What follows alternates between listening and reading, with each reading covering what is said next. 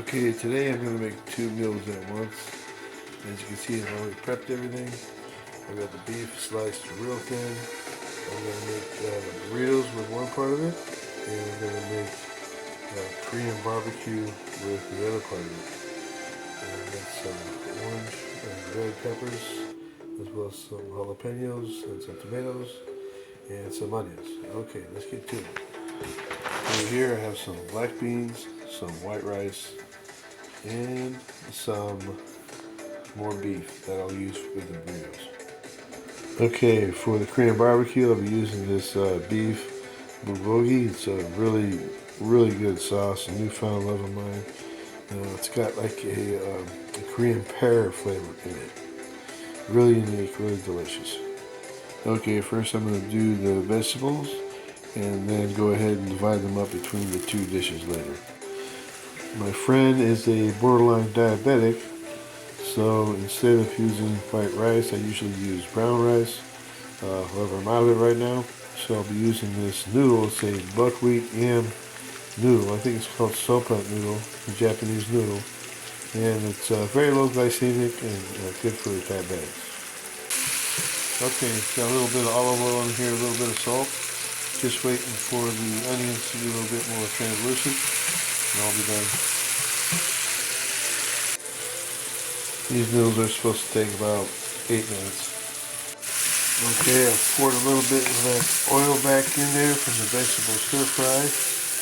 And the first beef I'm going to cook up is for the burrito.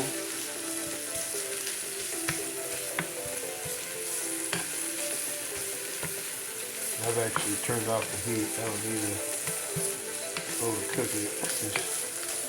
You can just basically kind of rejuvenate it with some oil and flavor it up with a little carne asada.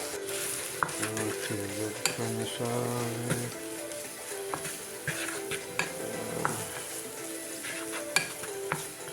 Well, poor man's version of carne asada. Let's put it that way. Especially some beef sliced off a roast. I'm going to add some shredded beef to that as well.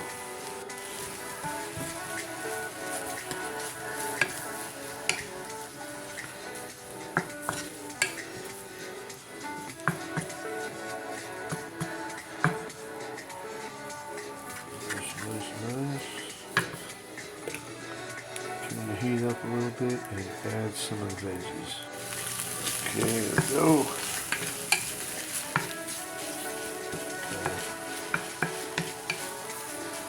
All those flavors get together nice and good. Go ahead and let those sit for a while. The heat off. Okay, this is done. Okay, now for the Korean barbecue. I put the rest of the beef in there, along with some of the oil of the veggies. Some of the veggies fell in by accident, that's okay. And I'll go ahead and just let that simmer for a little bit. Soak up some of that delicious sauce, that marinade. And then that'll be done too, ready to put over the noodles after you combine with the veggies. Okay, that's soaked up the sauce nicely. It'll be ready to put over whatever you desire. In this case, it's going to be buckwheat yam noodles. I've simply strained the noodles and put them on a plate. I'll put the barbecue beef and veggie mix on top, and voila, there you go. Very healthy. Okay, dish 2. I've just rinsed the pan out a little bit, put some more olive oil in there. I'll be putting some rice and beans in there, mixing up a little hot sauce.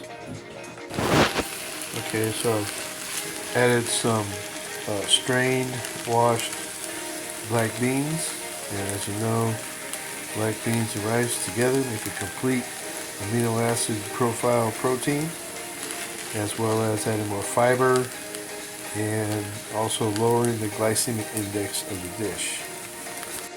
Kind of going for a health theme today. Now I'm going to smash the black beans a little bit so it helps everything stick together a little bit better in the burrito so it doesn't fall over the place as much. Okay, for the rice I just used a little sriracha sauce and some cayenne pepper.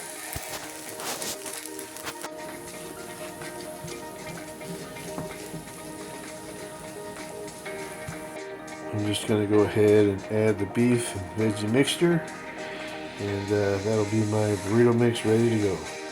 I'm going to add a little bit of white cheese just to give it a little bit of sticking power. I'm adding a little bit of Montgomery Jack cheese just to give it a nice yummy texture. Melt it all in there. And you know I'm not going to let it go without a little more hot sauce.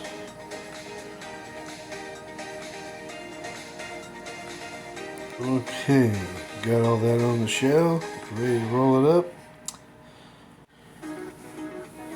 When I roll a burrito, what I do is I take a corner, go over once, and then twice, like that, on both ends, and then roll it up.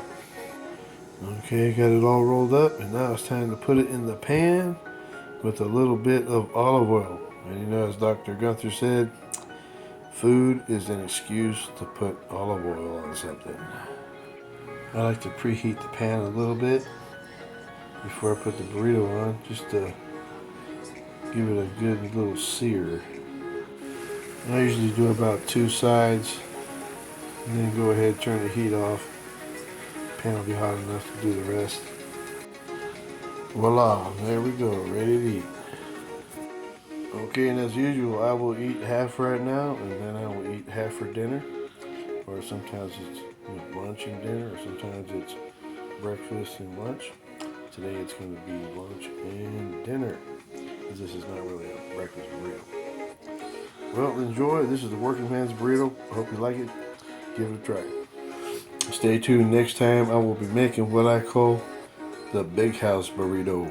Oh man, you know, usually I eat half a burrito now when I make it, and then half a burrito later. This one, I gotta eat all at one time. It's just too good. And it's not the healthiest, but it's so good. Good, feel good comfort food. Coming up next time, the big house burrito. Thanks for joining me. Until next time, stay hungry, my friends.